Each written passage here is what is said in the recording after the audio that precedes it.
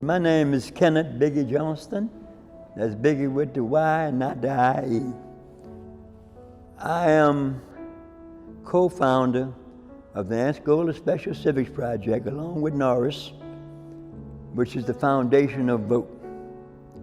To really appreciate the significance of VOTE, you got to understand where it really came from. VOTE, I would say, was created in a 6x9 cell block C in Angola, Louisiana. I arrived at Angola about 10 years before Norris, when it was the bloodiest prison in the country. In 1974, 43 prisoners were murdered by other prisoners. But that didn't bother me. What bothered me was going home. I had already been through Vietnam, so my main concern was going home. I was blessed though. When I got there, they were integrating the different jobs in the prison, and I was assigned to the law library. I had been to Vietnam, I had spent a couple of semesters at college, so they assigned me there. When I first got in the law library, all I wanted to do was learn law. I didn't care about my own case because I knew I had a life sentence and I had to be there a while. In a matter of 4 or 5 years, I became known as the best jailhouse lawyer in Angola.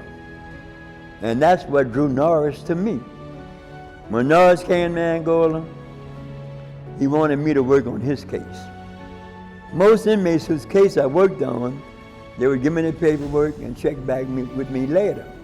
But Norris, this dude wanted to follow me everywhere I go because he knew I was going one place, to the law library. He wanted to know things about his case, he wanted to learn, research, he wanted to do this, and I couldn't shake him. So I tolerated him. And eventually we became the best of friends. Norris knew I was bothered by the fact that other jailhouse lawyers was filing writs for money, for sex, not doing a good job. So I told him, I said, bro, we need to start a law class. You know, we need to teach these dudes some law so these other guys just can't tell them anything. So we started teaching a law class. But we was by the iron pile, by the basketball court. We didn't have a room. We was just teaching it wherever we could gather at. Anyway, the free personnel heard about us. And one day, Colonel Bonnet, they call him Macho Man, he called me to his office. He said that we were trying to take over the penitentiary. I told him, you got it confused, man. We trying to get out the penitentiary. And I don't know if my attitude or what, but he ended up putting me in a cell block. I was in a cell block maybe a year. And anytime I needed a law book, because I was still doing my legal work, I would send for Norris.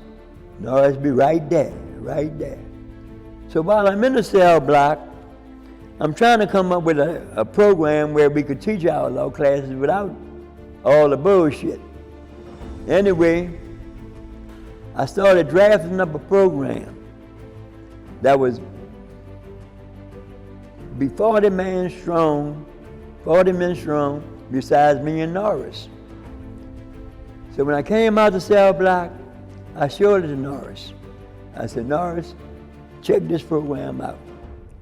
And after we went over the program, I said, Norris, you know these people are not gonna sign anything for me, so you be the chairman and I'll be the co-chairman.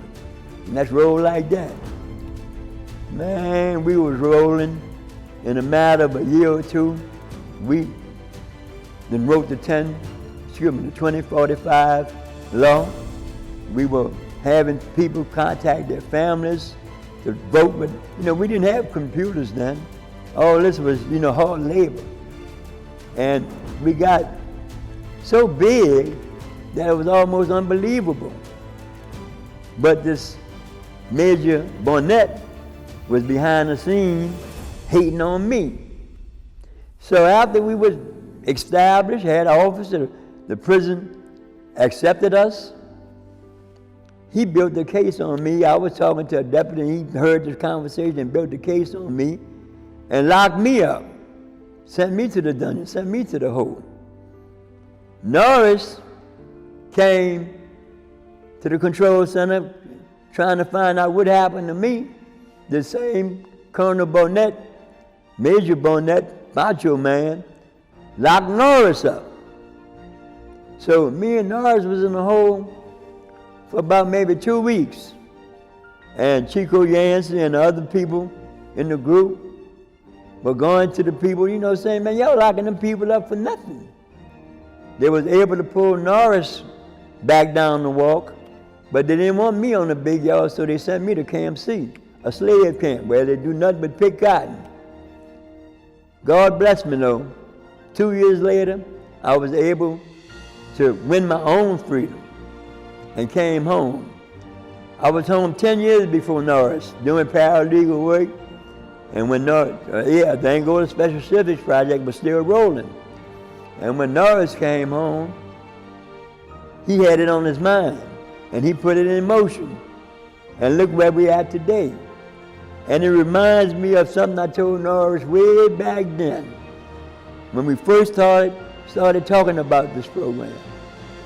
I told him an old Chinese proverb, a journey of 1,000 miles begin with one step.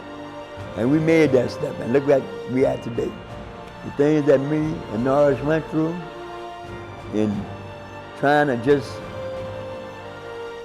give people a chance, be fair with people, and teach individuals about their case. I mean, we friends to the grave. No surrender, no retreat.